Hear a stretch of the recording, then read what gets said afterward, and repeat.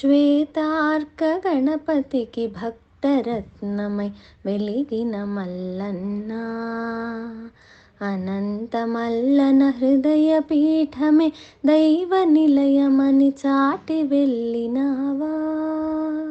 శ్వేతార్క గణపతికి భక్తరత్నమై వెలిగిన మల్లన్న, అనంతమల్లన హృదయ పీఠమే దైవ నిలయమని చాటి వెళ్ళినావా.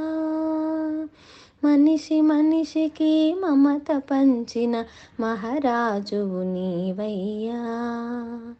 మమకారపు విలువను జనులకు తెలిపిన మంచి మనిషివయ్యా. తల్లిదండ్రుల సేవలు నీవే తరించి వెళ్ళితివి. భార్య బిడ్డల ప్రేమను గెలిచి పరమార్థం చూపితివి. ఆ పన్నుడ నీవై భక్తుల బాధలు తీర్చగ చూసితివి. భగవంతుడికే భక్తుల మొరలను వినిపించగ సాగితివి. నిరంతర శ్రమతో నిర్మల భక్తికి మార్గము వేసితివి. అలసట ఎరుగని పయనం నీవై కోవెల నిలిపితివి. కులమత భేదములన్నవి ఎంచక ధర్మము చూపితివి. దాన ధర్మమే శాశ్వత సిరులని జనులకు తెలిపితివి. అందరి వాడుగా నిలుచుట కొరకై పరితపించిపోయితివి. అండదండగా ఎందరెందరికో నిలువగా చూచితివి.